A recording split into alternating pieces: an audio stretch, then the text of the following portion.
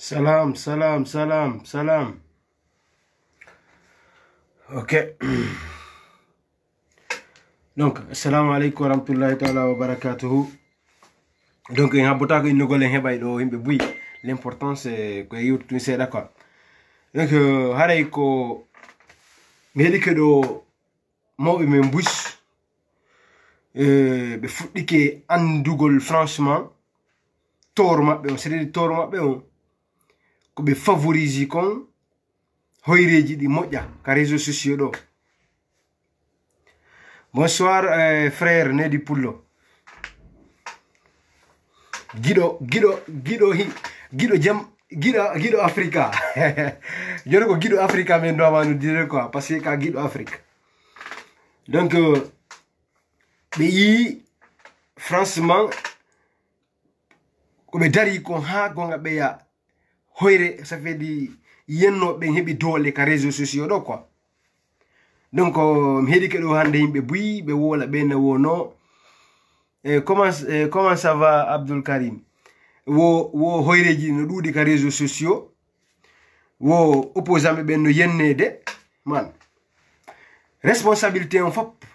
ko enen woni responsable dum do on fop kadi parce que yewte do pi ngotu e nder 90% blogueur be on be moyen Guinée do célébrité mabbe on sa fedi inde mabbe de honto be hebi ko hoyre si on holaki non kaddo wa windude do fayda o seeda be ni rar do ya do himbe ni on fami peut-être himbe be haran parce que mi ko ben tu fayda yewta be yennata ben no me yewta e seeda quoi no tonkadi wobbe harana e hoyre be hebi goy abonné mabbe ben comment dire célébrité mabbe on na e hoyre be mais 90% ko hoyre hebi célébrité mo so ndari kadi hikka kamen kadi ko be burete ndarede ça fait di enen wade ben vidéo enen bibbe Fouta Diallo fop enen jibinande Fouta Diallo fop bebe moyen Guinée ha en fop wat yewte ben Facebook do 80% ko hoyre hebi inde munde hoyre. Maintenant ko hombo jonni be non on force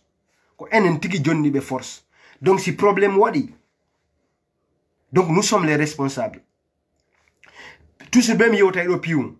mais himbe be jetta dum be nabira nokko go mais hay joni kad no wadi gandube men jangube Qur'an holabe mais hay jobe famal situation hay joni be ok politique tant que de wol le fi affaire politique den gil en senindira affaire communauté men en senindira li communauté men e politique en fait pata aduna ko mi yeti on dum ta goto habbe den feppi parce que calcul ton enen moyen Guinée fop mo beno mal leader fere en fop mila wana ni goddo go anda wana ni goddo go wana ni goddo go donc mo be ko mo woni bambande ko dum to den famude donc politique taw en fop taw kala jibinande Fouta Diallo sabu politique do ka en sendude en fop main objectif goto vision goto mo ben woni libre choisir sugol parti makko sans haine sans injure fanima en famal dum don hare ko paga jokku don ko to do vidéo yurmin kinago wobbe nyambe a wola timbe coupa vidéo be wada parti bada ni bitu ni yurmukum comme arabe ni quoi no yurbi sa hedi kenya na no yurmi peut yurma parce que nous sommes responsables de andi problème mais on ne veut pas changer et enen ko woni wo ko si fo woniri do ko fo yo woniri don e wata wadde idée en fop e wata fottude e fop na idée goto marre en fop na mentalité goto marde en fop na vision goto marde parce que mi vision c'est pour l'Afrique mi vision c'est pour le respect de tout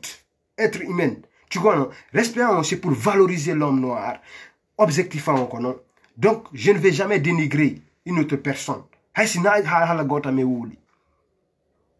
oui donc un objectif donc comme ko himbe mabe nobe mabe be tout famille donc en dino den ka fait région go to qu'on fait pire en fait pata parce que mi la mari vision go na mari vision go en fait pata anda wona ni selu dale wona ni Bawuri wona ni Moutar Diallo wona ni Badiko wona ni Ba Ousmane onon don fap ko bibbe Fouta Diallo ko yumma goto ben goto ou bien mais onon don wode fi affaire solidarité mais onon ɗon tewta na kanko ton ɗe anɗa yennude militant ɓe bawuri ɓe yennude bawuri waɗa kana yennude selludale remarquez nan ko ɗum pouvoir on waɗi ils ont acheté tous les gens qui insultent sur les réseaux sociaux les gens de la moyenne Guinée là ɓe ça veut dire bandiraɓe men ɓen sukaɓe wonɓe ɓen quand même ils ont essayé de les acheter tous on fami ko ɓe woni yennude kadi Fouta Diallo ɓe woni yennude kadi parce que regardez les gens là les petits là comme les Nielo là ses amis là on groupe donc mais kamɓe woni yennude kadi man ko kamɓe woni yennude hande Lansana Kouyaté abala ministre de John Frère Lansana Kouyaté c'est un malinqué docteur Ousmane Kaba c'est un malinqué mais ben fo noni contre pouvoir o na kamɓe selludale waɗi mais kala problème waɗɗo comme ɓe accusata ils vont tous prendre tout et mettre sur Sellou et Baouri et les autres là maintenant les communicants d'RPG Arc-en-Ciel, ok? Parce que la majorité, c'est faux, c'est les gens de la Haute-Guinée, ok? Mais est-ce qu'il y a un Lansana Kouyaté? Jamais, il y a un Lansana Kouyaté. Est-ce qu'il y a un Ousmane Kaba? Il y a un Ousmane Kaba. Comment il y a un au Sellou Dalem? Il y a un comment doit on jangude? Comment doit on famude? Haïsi Baouri Hande, Ma Moutar, Moutauti Alpha Condé, on doit comme yenude. On doit comme yenude, on doit annutude innen ko enen waɗen tout possible fi innugo mo saɓa politique waddata hen fandima en famali on situation hay se wolalo parce que min e an na nokku ngotu wonɗen anda wonani sellu min na sellu min wonani est ce que en fait pay yimɓe ɓen ƴetti politique sikki ko ɗum watta e wadde ini jamais politique watta en goto aduna ɗum to goto ha boɗɗum kala noon kadi hooliɗo politique no wadde ini naka venir me dire oui que moi wadde o yaltina A plus B mi walla mo fenay donc on wadde vidéo yurmu koy do wada bitto yurmu koy yurmina wolbina yimbe ben falte wobbe nyasadi ke vidéo falte wullugol fami mais ko natin ko dum en natin fous bougata fait état don donc ma femme en situation c'est femme alou haray man mena me accita joni me lanso e piji go quoi mais nata objectif go parce que ça remarque do joni yewta ben fofi Africa mo ya yewta fi Fouta Diallo valoriser Fouta Diallo be ala boné buy benen on fop ananta jamais ben ajaka afami mais kala ko goddo wirtete hande koy pay koy woni ko yendude Sellou Dalé mamon be base be hidu be Sellou Dalé OK won do yendude Sellou Dalé ils sont tellement suivis do ande ko jël ndarta be ay 6000 7000 personnes dans darbe 8000 9000 personnes dans darbe mais qui les regarde c'est vous encore on on tigoni yade ndarabe kadi qui partage c'est vous-même qui partage on on tigi on surtout de wala do da bayinde quoi inna non nous on défend Sellou Dalé on défend c'est là on va créer cellule de communication seul problème c'est vous son fala do fo attion atte si vous gol be yon be yennude communauté on famille won be foutena des régions mengo on famille on doit ka ben darude on doit ka partager des vidéos mabbe c'est la seule solution mais son ali do on créer do cellule ji hondon tigide ko yon augmente kadi hoyre kadi parce que kambe be yenna on nene be yenna on baba onon ka yotto do donc konto hare konto gagni den hare gagna fusen gagnaki donc koy don créer do cellule dum fop c'est natin objectif on responsable ben don doit jonnude ko do ben de rendre à César ce qui appartient à César aux familles donc no wodi wobbe menka en famille be andi franchement ko hondo ni valeur bani adam ko ben doit do hikkinde yeso oton jabo hikkingol payle no jodi do de anda e Fouta Diallo ha ande de yal Fouta mais ko be on wadde représentant Fouta Diallo ino ko be on défendre de Fouta Diallo goddo taw mo anda e honnon Fouta o yaale hande Fouta o anda e honno Fouta jodori o anda hay ko communauté jel jodi Fouta o anda hay ko combien de village woni Fouta o anda hay ko combien de sous-préfecture Fouta Diallo ina yo défendre Fouta Diallo est ce que on bonata o bonnay ko do woni problème mengo en ala famu de situation ji goddo onon situation on ko onti atu yenna à votre faveur si mi ari do joni mi yenna ni on non ouais c'est un combattant ça lui c'est un digne si mi yenna ni on non je ne suis pas digne parce que j'ai insulte man bani adama doit ka yennude kala yenno wala itte fire makko afami min la fala inde de bani adama beno fala hebugol inde mais inde ne mi hebata den ko positivement hara sa fotti yang inne ko do wadata dum do hara la woni fier mais c'est faute inne ko da yennata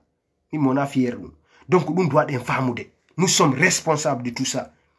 si minen nous sommes responsables c'est pas parce que min fop min tawade parce que min ha hande mi yennali goɗɗo Facebook ɗo ha hande mi waɗali vidéo mi yennani goɗɗo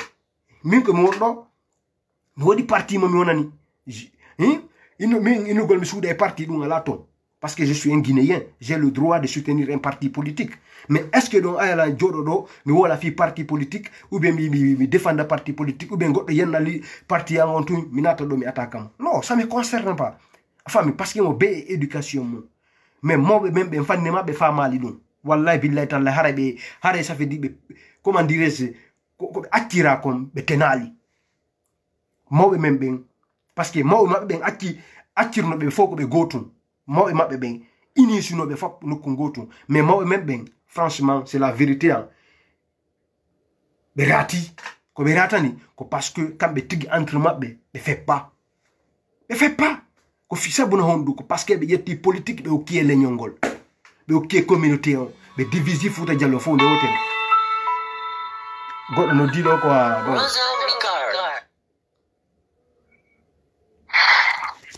ha ɗo allo ouais kono way frère Diawni ouais ça va no marsude ouais tera frère ya ko ɗum marɗa ko champion wa alhamdulillah ko ɗum marɗa ko yewta ɗo champion fi franchement ayi ko situation ni quoi ok no problème ko min samsi ko min no ñande do intervenir programme ma on toujours tawi ko mola ma ko min ina yimɓe ɓen fof donc on tigi arta e wora ɗo wallahi kono worirɗa noon sa yii wano ɓen darotoɓe yimɓe ɓe hersata ɓe teddina mawɓe muɗum no daro yenna est ce que ɗa famude yiya 1000 2000 vie est ce que ɗa famude ko ɓay woni jama on ko fof ɓe mara mentalité maɓɓe on no fanɗi quoi ko yimɓe yennayɓe ɓen ko ɓen ɓe arta ɓe dara est ce que ɗa famude hara kadi ko kamɓe kadi wona yennede exemple sifa kunkorbo yawon daroto kun yenna yimɓe ɗo ma kun borɗo baɗa mi anda kono ñeɗo e quoi je sais pas parce que min mi darata est ce que ɗa fam min aduna min mi participe zema mawɗo ma ɗum waɗangol ɓen wi min waɗanta ɓen ɗum a faami ka harla andi kadi ko min kadi ɓe woni kadi yennude ɗum mi nanay ɗum no feƴƴira ni est ce que ɗa famude min yimɓe simi siibima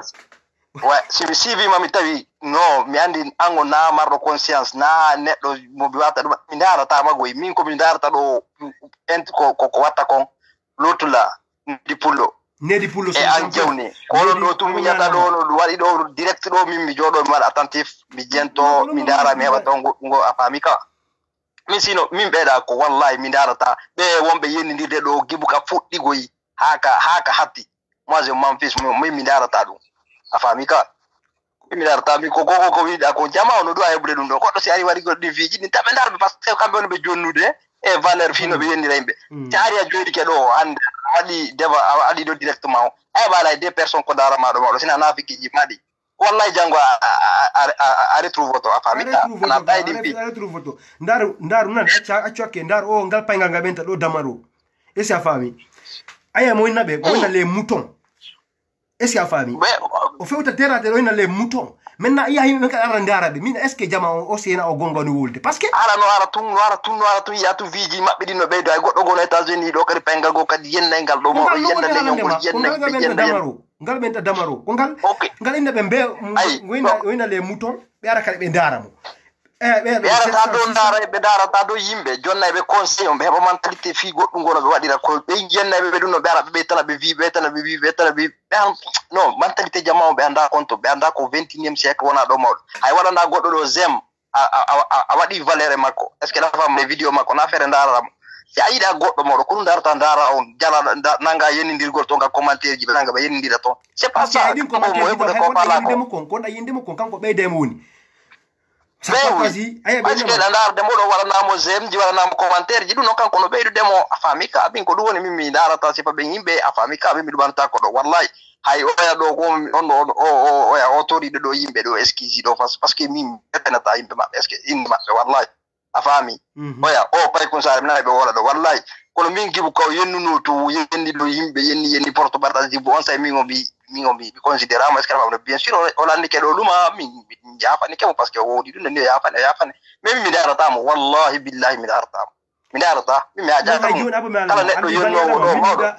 do mi da wol gol sifa ben on fami fionu parce que éducation ji c'est dit quoi koni bani adama c'est ni mo yenna enen de ngandi maw même c'est sacré donc ben na yenne tebe non donc kala ko wadda do kadi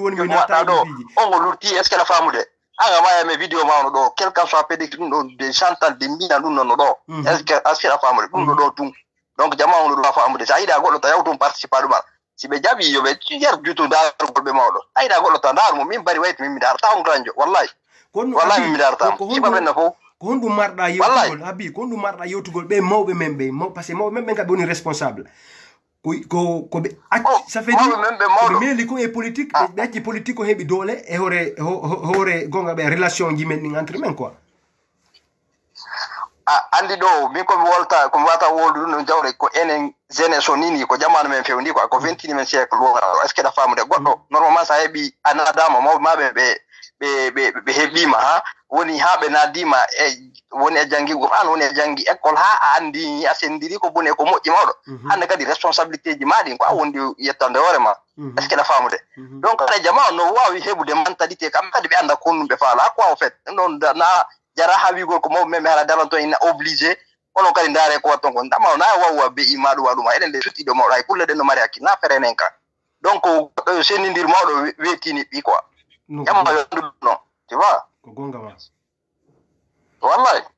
donc ko no mi wano to jamma fo no doa hebude hakkil ko anda ko jokki wallahi si misndari wano nedi pullo nyande mo wadi do duma makko do direct makko dar tay wallahi c'est réel ko gonga quoi jamma doa hebude mentalité mo be anda ko dum fewndi quoi wallahi akadi mi sivete o kalmo mi partenaire am buido mawdo onti ka frontière suisse do woni Allemagne do et France partout afamika mais vas-y wallahi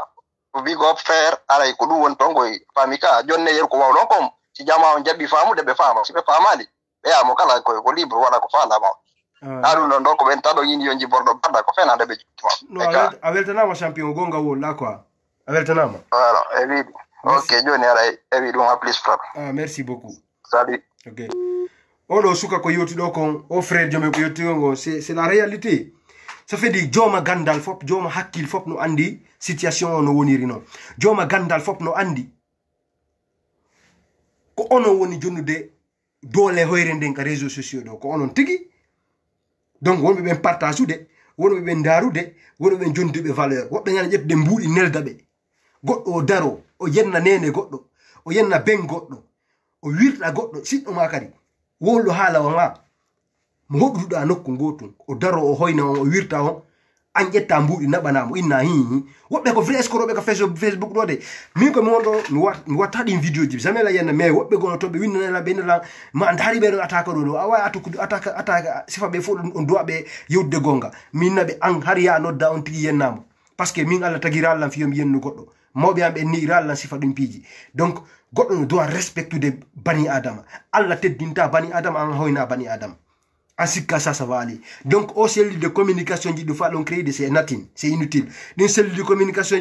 il faut c'est pour nous diviser encore de plus. Parce que la politique ne peut jamais nous réunir. C'est la vérité. Laissons la politique à côté. Chacun de nous est libre de choisir son camp. Je suis libre de choisir mon leader. Vous n'êtes pas obligé de me juger parce que je suis telle personne. Mais, communauté, si dans ma communauté, ko kala jibinande Fouta Diallo kala biddo Fouta Diallo on non ko même communauté en fop woni communauté goto na yendaro do ko ni wiete o do ko ni yettete o do ko de do yettere mari non ko alla kafindini en fop wadi Fouta Diallo en fop en subaki won go bibbe Fouta en do fop en subaki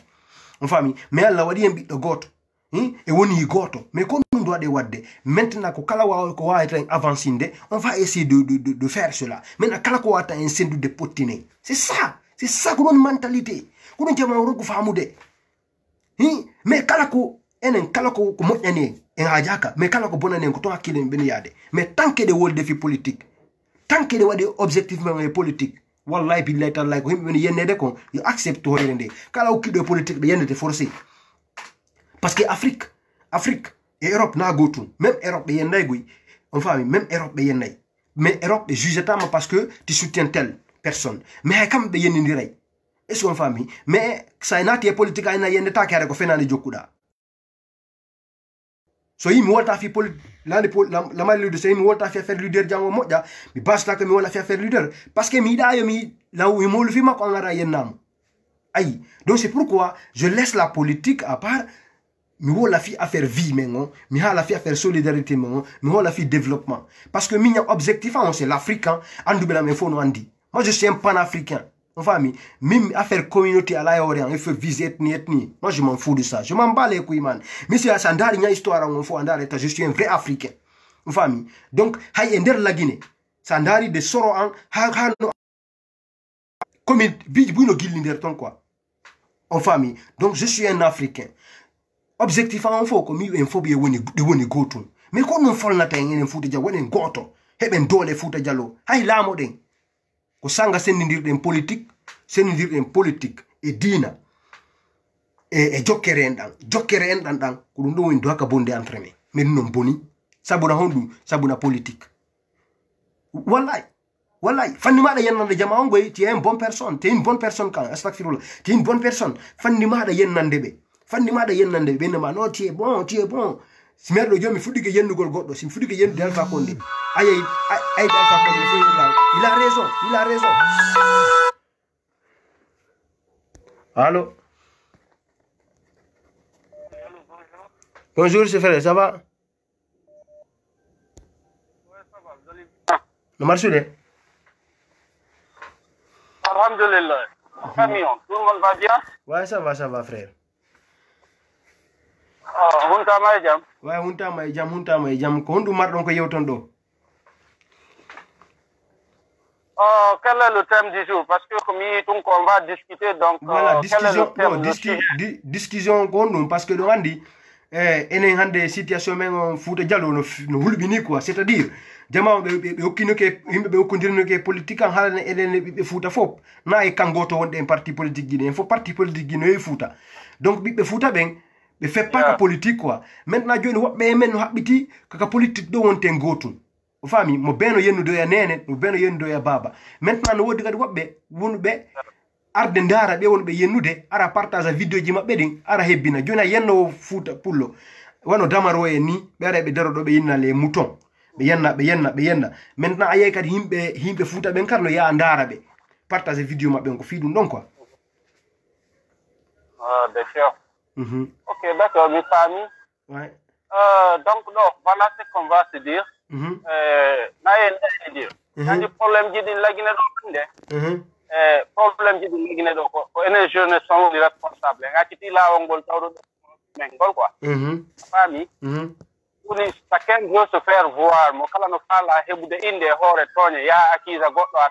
la famille, n'a pas le c'est-à-dire le samaritain, le bon samaritain, quoi. Wallahi. La communauté. La communauté, déjà, il est mari leader. La communauté peut non mari coordinateur. Combien s'agit de communauté même? Et quand tu vois des parfois se lever dire que nous, on défend la communauté, combien on y voit des problèmes au interview? Pour les blogueurs, la majeure partie, parce qu'il y a des gens réfléchis et conscients. Il y a des mari objectifs, mais nous trouvons la majeure partie, jalousie égale on est Facebook donc réseaux sociaux famille jalousie autre ida ko yasi wadde ko ayno hawri no hibe yitindir no mahara ko objectif goto be sino ou aller marcher comme on le veut mais ko jalousie ko joni an jawne sa udditi do page da yewtude ko wonde haqiqa min non wata wonde ala à ma place min kadi ma mi uddita mi yalta mi critique ma mi bonna ma hayra hay ko wonda wonde conseil réfléchir responsable mais yimbe be yalta créer page puis tout a bingol ma puis tout déstabiliser golma l'ennemi numéro 1 du peuple c'est nous les peuples mais on veut pas mi no metti non jenta golgoy ko dungo timbe be ngala jabude ko ene woni ennemi men on tigi comment se fait-il que si ma pullo ide wiide déjà politique on déjà nous a divisé il y a kanji no fait politiquement les autres sont à part nous on est à part autre que ene mo bondir walli to de ngawa mu falde wallu do na dum don de ko wadu kanji entre nous odo ina non la communauté il est nul odo wata de communauté il n'y a que de la jalousie dedans jalousie rek ni be jo odo joka so odo ala dépendre de communauté réellement jalousie be won famille de fama kainu de go wano ko ko mi woni de be wadde do Facebook ya leji c'est pas parce que moi je les déteste parce que politique on est sponge de jamao il nous tout na on may be anyengo be anyay ko politique faut que il accepte dum non je déteste pas un film film ko famita iden kawtire mabbe abi mais c'est adi ko politique on ala be hulien film parce que de suti hakuna men enen tiki hakuna men en famudira en jogondira e yumudira woni ben he be welda be yumudira be wallindirta haysi be wallindirta parce que kullo la majeure partie na fi ya galon tigi wadde du wallirta ko fini kan dangote hebi problem ya walla ina dum no haaja kego da frère da do tun exemple mi wonana mo wona Muktar Diallo est-ce qu'il a fami mi wonana Ba Ousmane mais Ba Ousmane e min ko hodo goto men foko men be bibbe gongore est-ce qu'il a fami mais hande mi soutenali ba Ousmane kono exemple si goddo fewti joni wana Muktar Diallo ko covid-19 nangi mo do mi wobbe no winda be wi wo yo Allah warumo subhanallah donc an fi kala ayma ko na situation goto an daroda mo af biddo futa darda winda yo Allah waru wondo no si andi kamma ko alma wi mo beteke yo Allah change mo yo Allah ittumo addama ko moƴƴi do ngawa c'est mieux comme ça mais ça dari ke do jon a wi sa wi do jon yo Allah warumo ko calculta no wodi kadi fulbe iwtirbe bawo Muktar Diallo no wodi fulbe iwtirbe Ba Ousmane est ce que ben don be weltantoma be weltanta koma ko ben non daroto jo kambe kadi be yennama non be yenna kambe kadi leader jamo wonanda mon frère ko don problème écoute mon frère ida andi honnu hay standard l'islam on tigi ko wi l'islam wi taw ko ya moƴƴo e famille ma on taw si moƴƴoda e luttube be ko ɓurɓe badagol ma en dambe ben don taw moƴƴotoɗa e mum après hikkina luttube be a faami wona Ba Ousmane ɗo yiwi nokku gotu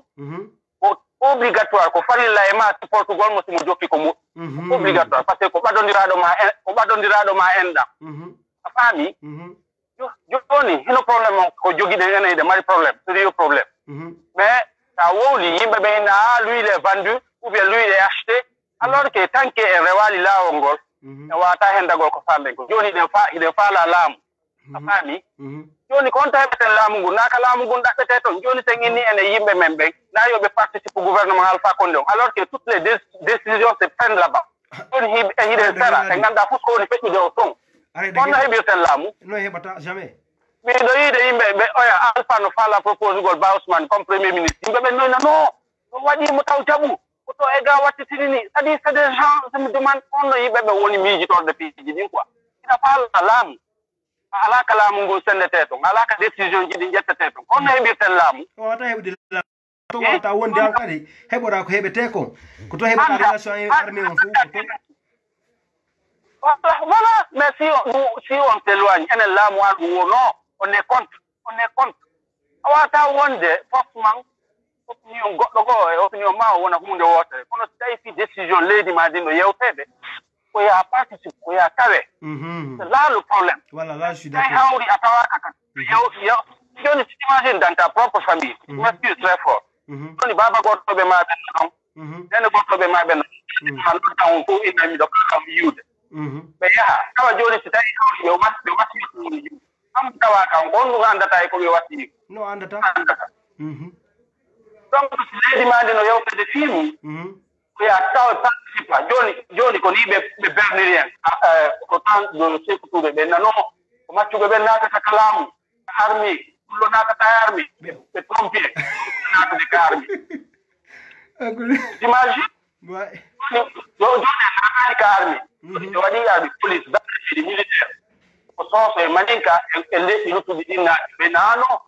pullo ɗin natata e armi non fof ɓe trompier en e yiya liɗum ɗo hoore men e heeɓi conscience andi ko trompiɗ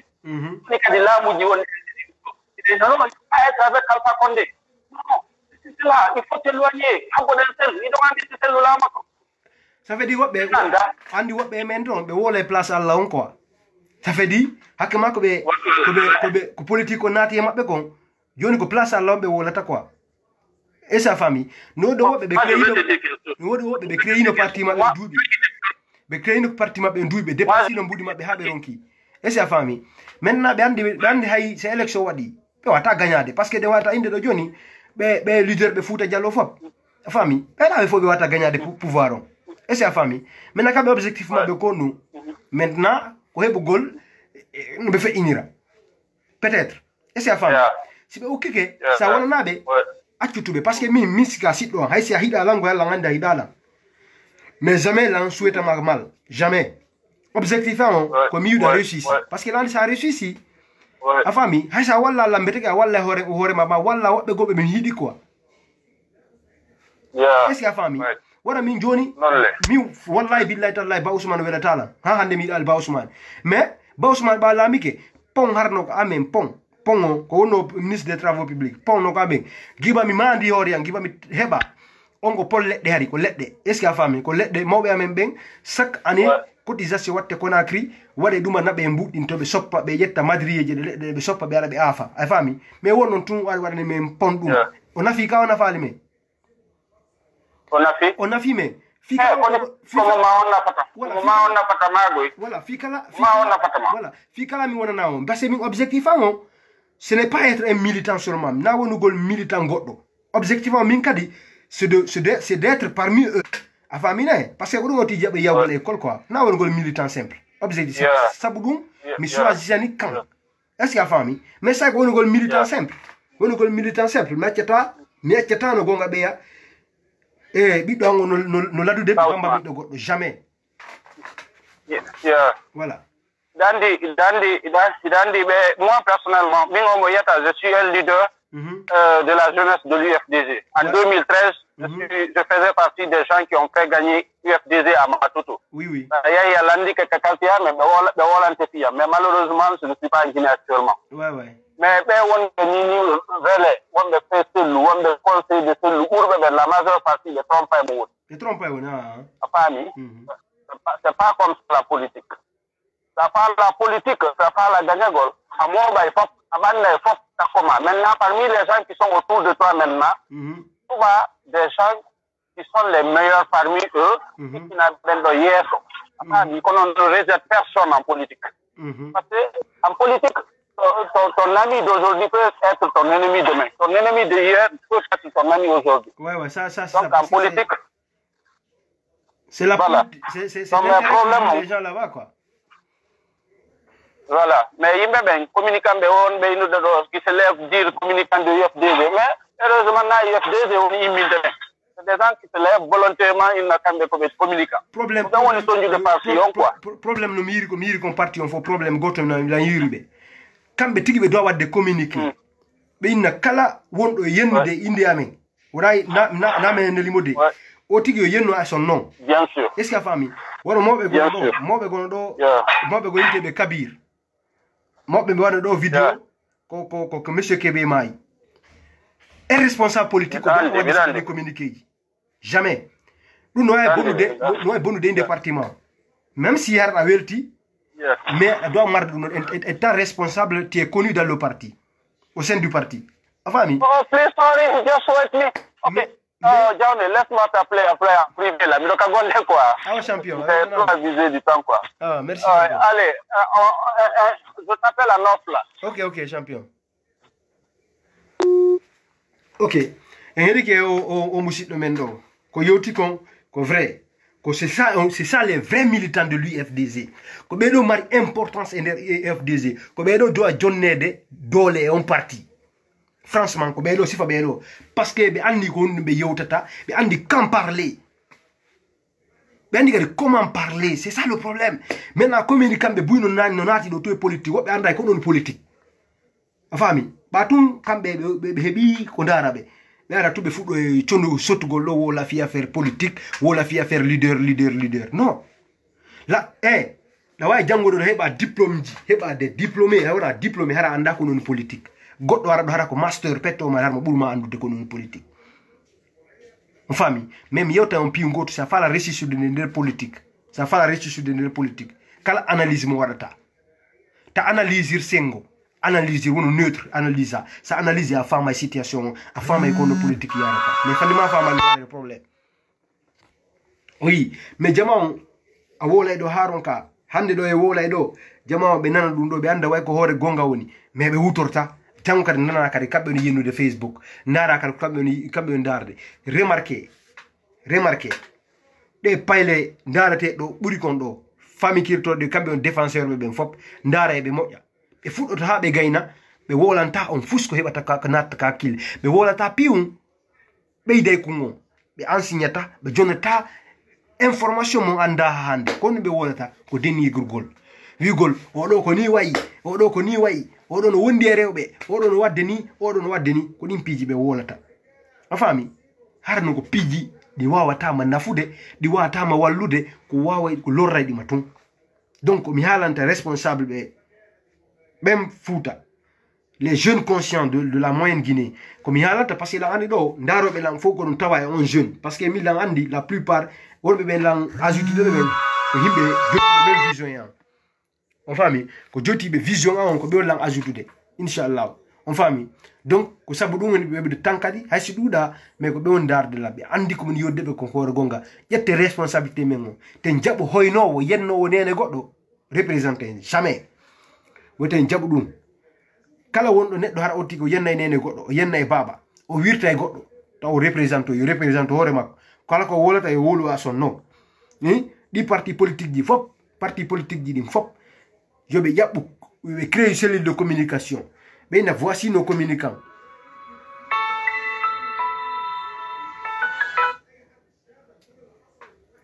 Allô? Allô, champion, on va. Monsieur Kadhafi. Oui. Nous marchons. Ça va, alhamdulillah. Tu n'as pas ouais, alhamdulillah. Ah, nous sommes maillons. Ouais, Soumayon, on fait des jam quoi, wallahi. Quand nous marra ko yota ende yote do kadi, o temdo. Bon, hande mi famare di tout temon ko hondum puisque j'ai à peine d'arriver, tawi dawa mi yiltanade seeda. Non, temon ko fiyon dum parce que hande enen ça fait enen moyen Guinée en jodi ha ouais. Yennobe ben ka ça fait des réseaux sociaux quoi, ben be jetti do hebi dole hore men enen fo joni. Joni kambe no inte kambe représente den joni. Et pour les derniers donc quand on a occasion fi sendugol len ka réseaux sociaux donc senda communauté on de wotere quoi be gilindiri politique oui d'accord be gilindiri politique et communauté on quoi fi dum OK y a pas de souci haray vraiment me salmini d'abord fambe be mo be inde mo yettore mo be ka woniri be salmitike haray don telen don ko marmi ko minna ko mi conseillata mo kala wata jabu tewtade wonbe yennude si a tewtike si feetuɗo ɓortike lince ɗen dogi an kadi a ɓortike a jokkima ara on foti donc moi ce que j'ai à dire aux jeunes du Fouta et aux jeunes de l'IFDZ et aux jeunes de la Guinée en général ko wonu ini wona nene goto baba goto pour une Guinée unie et prospère voilà mo kala et parti politique mo soutenu no doit hebude respect adversaire de mon d'abord avant tout en plus ça y ko woni feƴƴide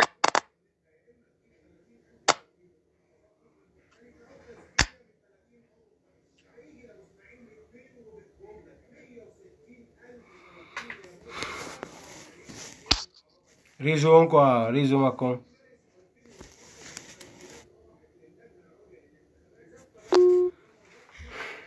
franchement connaître wodo yewtere kadi ni quoi franchement mais réseau Macron moi yewtere vrai ah lamarana no dino jaka quoi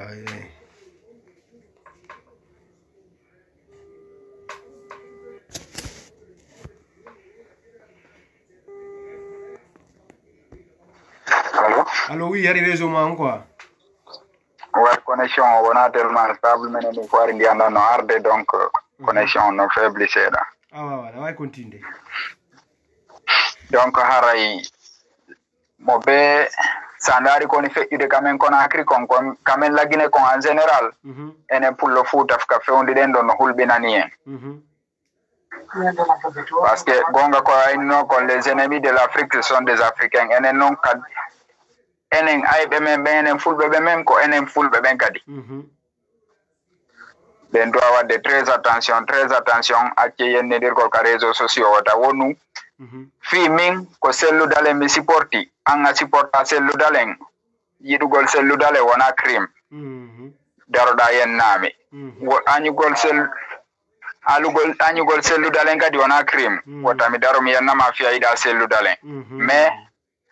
en même temps sa ndaari koni feƴƴude Conakry kon sa ndaari koni feƴƴude Lagine kon enen pullo Fuuta ɗen dowa wattande ila wonen nene goto baba goto wallahi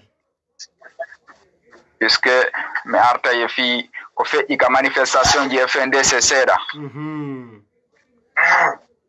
si a ndaari manifestation ji ɗin ko waɗi kon fof la majoritaire wiyeten à 99% hawraɓe mum ɓen fof ko homɓe ko enen fulɓe Fuuta ɓen 100%. awa 100% bonnana ɓen fof ko homɓe ko enen fulɓe Fuuta ɓen est ce que une fois membre de gouvernement jogoto immigré présenti condoléance e membre de victime jo ɓe hajaka wo enen koye rebel ɓe ko woko en guettuman ko ɓeyatan enen koye rebel ɓe ko oto koye sunnano ka Sigma Dina ministre on yawno toon ka yahano yawno ɗomo yurmina quoi kamɓe oto koye sumu koye ɗon no ɓuri sukaɓe yanuɓe fellaɓe maayiɓen fof justement enen ɗum ha joni ɗum ɗo natal kawore quoi donc ɗen doit heɓude leçon yiɗidiren hakkunde men ɗen doit tirude leçon ko ɓeynata kon si baɓɓattino saydede tadi dampidir ko wara ko sukaɓe men wara musidɓe men ɓe pita ɓe laabe ɓe mamum etc donc woten sendito noon kadi hakkunde men wiyen oɗo komo laabe mi yiɗa oɗo komo pita mi yiɗa oɗo en général si ɓe yehi Conakry wargol zenɓe men ɓen armiɓe ɓen police et militaire ɓen si yehi wargol zenɓe men ɓen ɓe tefata oɗo komo mamum oɗo komo pita oɗo ko musidɗo Bawuri oɗo ko musidɗo Mouctar Diallo non il suffit que ɓe andi ko a pullo ɗa suti ayi pullo tun ɗa andi kombo ɓe warima est ce que ɓe landoto komo a pita an ko a musidɗo ba Ousmane no gollidude Alpha Condé oɓe tertoma non ɓe landota ko ɗum donc haray wonen nene goto baba goto jonnidire juuɗe min ko ɗum mi yii waɗen objectif men on goto soutenir leader jo men mo be soutenir leader jo mo surtout soutenir parce que min je suis un militant incontestable de l'UFDG soutenir UFDG ina selludale wonɗen soutenude ko projet ji makko ɗin andi UFDG do heɓude militant sifama andi sifama donc no wawi respectude wa naɓa parti o yeeso mais neɗɗo say tun kanko mo yahi o yenna woɓɓe gono toon kala wonɗo wolde fi Alpha Condé ma kala wonɗo wolde fi goɗɗo go o yehi o yenni ko ɓen kadi arta yilto aɗa yenna selludalen so ɓe yenni selludalen a duwa kayde o par ce que jama on musidɓe men ɓen en selayda jiyenna sen daariɓe ko enen woni ɓe randu ko enen woni ɓe encourage ude wotan daaruɓe wotan partage vidéo maɓɓe ɓe capacité maɓɓe même désabonné capacité maɓɓe hara darari vidéo maɓɓe yenna sakko tertoɗen ɓe gera ko ɓe gerata si woni feƴƴi janngo haray ko goɗɗo go laami on tuma so tawi woni Alfana ɓorayɓe ka yarta ton o yahay kono noon haray tigi tigi min komi innata enen sukaɓe ɓen ɓayro yi ko feƴƴi kon wonɓe warayde ɓen fof ko pullo Fuuta yo moodi tigi tigi wone nene goto baba goto jogodiren wallidiren hara en sahimbinde hara en añidirari wala no wodno piiji ko wawa en ɗe wadde faami hara naafi affaire hoyiri ni yennidiro entre men kadi sa remarque ɗo joni RPG hande ko ɓiɓɓe Fuuta ɓe yekkini yeeso fi yennugol goye jama o remarque tout ɓewa ɓe bien sûr effectivement ɓe recritiko paykoye ɗiɗo ça je le sais paykoye goo koye ari a faami donc ɓe recritide paykoye ara gontino galérie ala joni noon a faami ɓe ara ɓe ƴetta mbuuɗi seeɗa ɓe jonnama suudu a faami ɓe jonnama appartement a faami ɓe jonnama auto ɓe jonnama auto par mois ɓe jonnamo est ce que 1 million 2 million mbuuɗi no woddi ɓe no mari mbuuɗi est ce que a faami ɓetta ɓe jonnamo ɓenna mene komin faala an koya yennu tout selludalen ma koya yennu ba Ousmane ma ko a nani ka yennu ba Wuri ma ko a yennu kala yennu opposite ɗo Alpha Condé ko a yennumo ɓe ekkina ɓe yeeso est ce que a faami ma ɗum sa yi pay ko Fuuta no daro yenna coordination haali pular on uya ko mawɗoje ndarayde man iya kadi himɓe ɗo non c'est vraiment pitoyable no yurme c'est vraiment pitoyable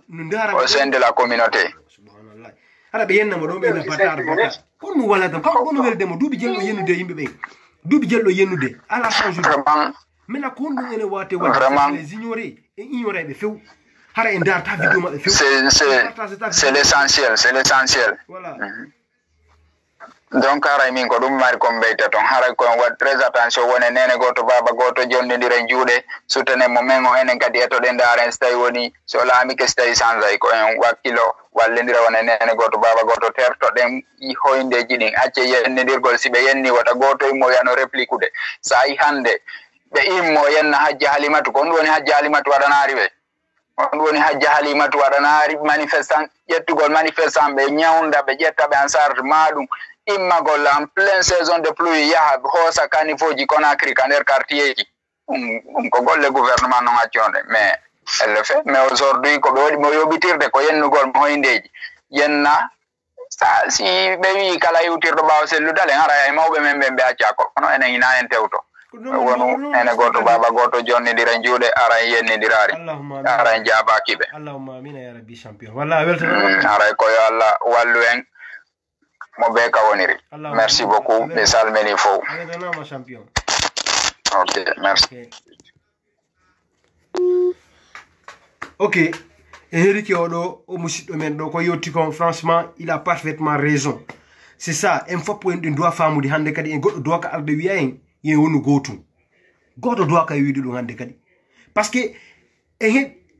ala ko en heɓali ala ko en yiyali menen no heɓa ɓen ka axe hamdallahi jandi ɗo menen min andi ko ɗum woni probléme injustice menen min andi par ce que koye ɗum min jandi jewa min woni boboɓe koye ɗum min jandi menen min andi ɗum quoi sa yi menen min darike min wolani on ɗum ɗo min andi woni nafata en goɗɗo ko honno beppinirta gagnoma ko bude fankata ko ya fanko sa wawi agisude wona koye pay ko woni ko yennude sai ɗo wawi agisude nangaɓe bebina ɓe vrai ɗo wawi wadde en coulisse bebina ɓe kadi hara wowlade fus koye na innugol onon kadi yenno nene iya hay nene ɓe no daro no yennidira e paykoy ma granji ndiyarɗa hecci ɓiɗɗo ma min miñira wa ni daro yennala min mi daro mi yenna on non mi watta ɗum esi a fami donc on selay jabagol ɓe wota goto darɗo yennugol koye cellule de communication de comporte de fi yennugol yimɓe ɗum fof c'est natin ta goto créé ɗum ko honno nde wadde objectif men o maintenant d'essayer de rassembler tout le monde ɓe wonɓe hande yennude même ɓen etoɗen pooɗen ɓe ottenɗeɓe wollenɓe peu importe probléme ko waɗi o iwata ko enen woni gotum ko enen woni ƴiƴan gotam hollen ɓe ɗum quoi hollen ɓe giggol kamɓe hay si ɓe yenni en enen hollen ɓe giggol ayey à la fin kamɓe tigi ɓe ara ɓe tawta à la fin ɓe hersa yennugol mais sen darke ɗo joni yenni en ɓurta woni sendude kadi jama ko mi yetti on ɗum hande kala wonɗo inde ɗo yo yenne ko gaño Fouta Diallo kala bani adama hay on siko mawɗo de kala dari ɗo wi yo yenne ko gaño Fouta Diallo ko mi yetti on kala wonɗo yennude ko gaño Fouta Diallo ko mi yetti on wona ɓe wonɓe naɓe ya toon de wonɓe ɓe nder ni fami ɓe wonɓe puma ko enen wonɓe ɓen wonɓe encourage de hoyre nden enen wonɓe partage de hoyre nden enen wonɓe darude hoyre nden ko enen woni ayɓel Fouta Diallo donc personne na yo ar wulla ine ɗo oɗo no yennede mawɓe men ɓe no yennede ɓene mawɓe men ɓe no yennede ñande ebe oui oui o fami no a wonde min harna militant jo UFDG mais mawɓe amen ko UFDG woni man sans tabou man esi an fami mawɓe amen fop ko famille amen fof ñan ko UFDG ko suudu amen fop même peut-être moi parce que mi la mari ambition go maintenant on fami ka mais franchement si mi goɗɗo no yenna Moussa Ilan quoi parce que la andi mawɗo anno ton mi Moussa Ilan fami ko sabu ɗum mi yarta mi réagissata mi hola min non acce to waɗu ɗum ɗo on fami donc hoyre nde nde wata nafude musidɓe hoyre nde franchement nde wata en nafude wota goto encourage hoyre ɓe woni ɓe yennude fof ko ɓen dowaɗen ƴettande tan on fami yewtemɓe soit ɓe wolo à l'air non par ce que andi sa yennay mi simi yennay mi ara mi yennamon non personnel ɗon probléme ala ko min jama on jugata Et ça va parce que je suis responsable de moi-même. Et son famille, si moi, il doit avoir des problèmes. Je dois attendre de moi dans ça problème. Parce que je suis majeur. En famille, si moi, il y a des problèmes. Problème, ça n'engage que moi. En famille, mais je dois attaquer moi bien. Sabu, min comme wadi. En famille. Donc, atta yen nukol. Fandi main atta lundon. Franchement, hare ko pagay jokude. En famille. Donc, wadi lo communiquer di fop. Wadi vidéo di. C'est bien de parler. C'est bien de faire des mélodies. C'est bien ça. Mais je vous jure. Je vous jure. Undo wata en fait pinde. Politique. Ça y est donc, undo imbe fala wade kakima be sikka ko politique. Wata imbe ngotu. Ko majere no. Wallahi billahi. Ko majere. Donc, undo merno. Djemma do comme yo démon. Parce que bon. Ko souma yeni. Tambusala. En famille. Donc, en yette kadi tam fi Allah wonkadi. Jula toro Allah. En famille, torando kadi communauté, en torando guinéen, fop, en famille. Non, on doit être donc kadi temps, qu'on a bien janga kadi beru Qur'an, parce que yi qu'on a bien imbe bui qu'on nous le pire non donc. Donc donne exemple, Qur'an janga jangira du n'importe quoi. Donne te hakil go kadi ya ekito janga moja. En famille. Donc haray ko wakilo, mes frères, s'il vous plaît, onon abonnez bien ben fo onon hidu belam ben, soutenez belam ben parce que là vous êtes beaucoup même maintenant. On est au nombre de 17 000 même et quelques. En famille, abonnés. Donc, on a fop. En famille, bouche mon note dans l'explication de l'ampidi, il m'encourage. Moi, je vous aime, je vous soutiens. C'est ça la famille, quoi. En famille, je suis avec vous, peu importe. Famille, la situation. Quand il y a un problème, je contacte. Si je peux l'aider, Wallah billah, c'est gratuitement. En famille, sans l'andagolon tigre. Parce que Mimi créal pas à Ondo. Pour se faire connaître. Non. Si l'enfant a une de terre à terre, moi, mais je n'ai jamais fait cela. Je n'ai jamais insulté quelqu'un. En famille, mais alors, je donne un point de vue, je donne une situation, je laisse les gens parler. En famille, c'est ça. Ça fait ça indique pas quoi, type. Ça indique vraiment qu'un blogueur. Maintenant, un blogueur, c'est lui qui enseigne les gens, c'est lui qui informe les gens, c'est lui qui sensibilise les gens. Mais un blogueur, c'est pas lui qui insulte les gens. Ok?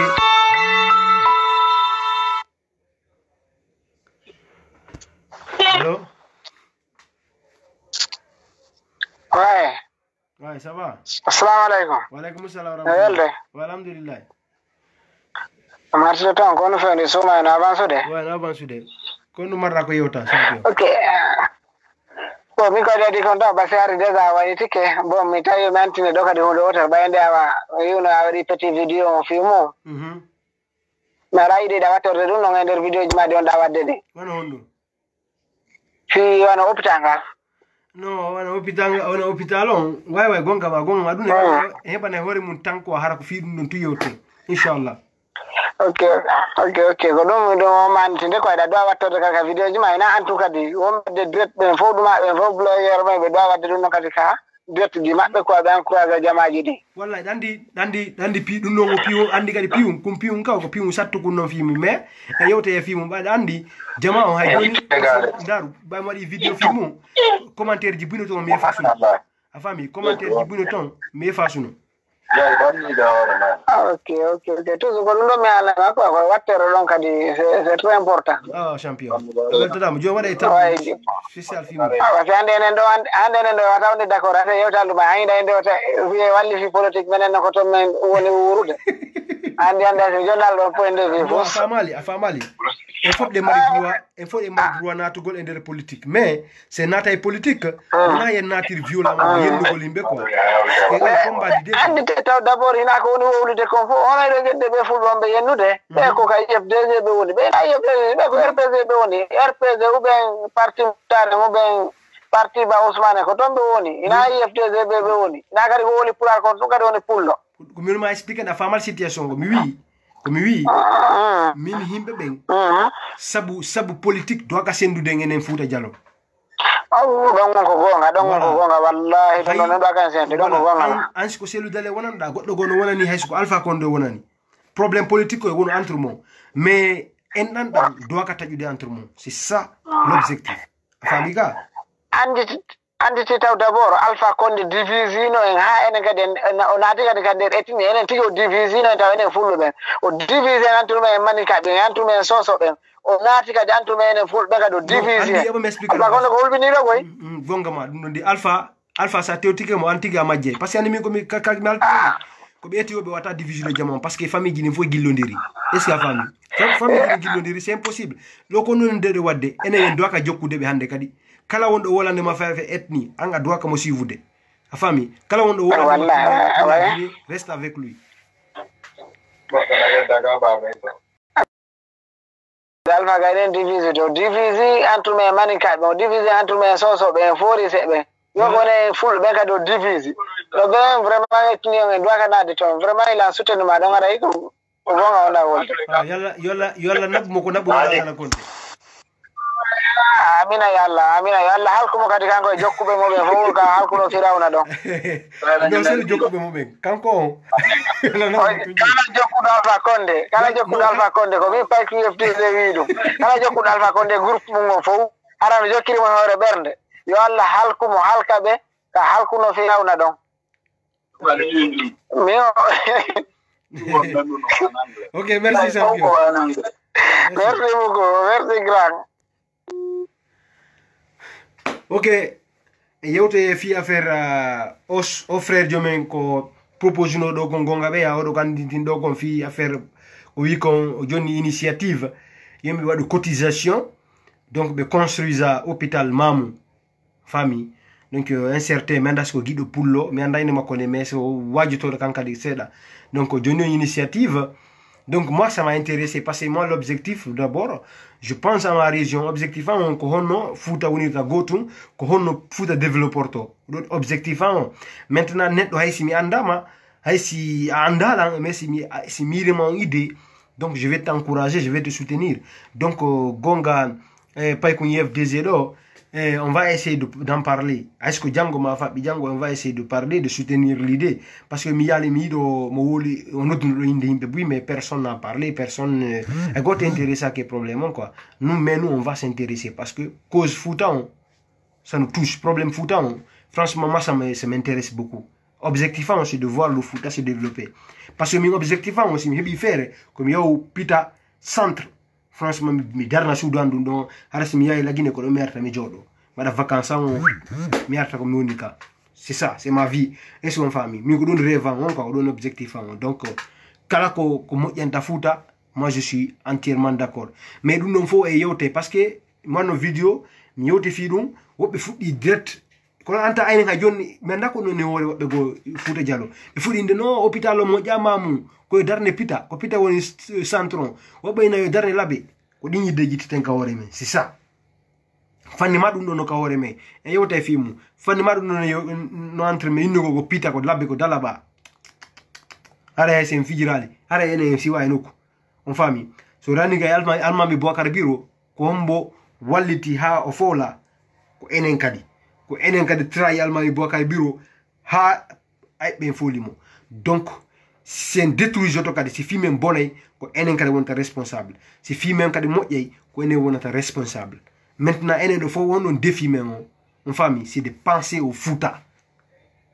na ya innu labe ɓawan ko a laabe mamin komi ɓawa komo pita minna pita on famille franchement en fop ɗe wi nde wiyen moyen Guinée hande si sen heeɓi projet ko Mamou waɗete koyen fop koyen accepte ɓe pita ɓen koye accepte ɓe laabe ɓen ko ɓe accepte si wiyama projet on ko laabe wonta ɓe Mamou ɓe pita ɓen kadi ko ɗo doit acceptude c'est ça on famille ko ɗum ɗon dowaɗen heɓude on famille c'est l'amour pour ton prochain c'est ça min lan dowa hiɗude kala jibinande Fouta Diallo kala a wilan tu min ka ko Fouta heɓaɗa ko a ɓiɗɗo Fouta Diallo min lan dowama hiɗude lan dowama teddinde si a faala noon hara ko Alpha Condé wonanɗa moitié mon frère a faami sabu politique wata hen sendude donc ɗum ɗon waɗeten ka hakkille men kala ko woni politique mo ben waɗi droit suivre ko non mais ta ɗum ɗon sendu en on faami kala ko tawi ɗum ɗo senday en ɗen dowa pottinde takko men on faami objectif men o koye développe Fouta enen Fouta koye yew dow maintenant no yarirten noon dow si en seedani mais si en seedi fuu se wawata on faami donc en ɓurtay continude débat on yewten par ce que ko suumaye ni donc are buyno ronki donc min tigi la mari oti rewal la seda ok après sullo walo quoi donc hare o weltanama franchement onon hebbe temps dari vidéo onon partage be vidéo franchement o weltanama hare hiden fuuta hiden bibbe fuuta ben hiden lagine fop respecte guinem fop kala mo yiden de way wallude mo se wawi walle mo e bernde laabunde on fami kala wondo yennude wota on partage vidéo makko wota on daru vidéo makko wota on hay yennumo woto wadu hay kum moni kum ko ay dum woto wadu ignorer le fami nyande o nyande simo wadde vidéo mo yenna mais si yimbe be no ignorer mo hakkunde Allah waccay o taway kam o tigo o herse wadugol vidéo mais tanke don arde yenna ni wada commentaire ji yenna benna ye les gens en train de l'insulter kanko heba force o heba darja o heba mbudi fami parce que wono be communiquant be RPG on be yenude on do yenna o moƴƴi nyando nyande yenna ben don ko no be yenniri wo no enen kadi yottorde wo commentaire ji ko non be hebirta succès ka président Jon ko non président Jon jonnirta be dole be na way mom nan fayi travail en famille wonna non unita wonna be gollude donc enen ko dum dade wadde maintenant c'est d'arrêter tout cela et se respecter en famille valoriser hore men wote jabu jokkude soli hare wassalam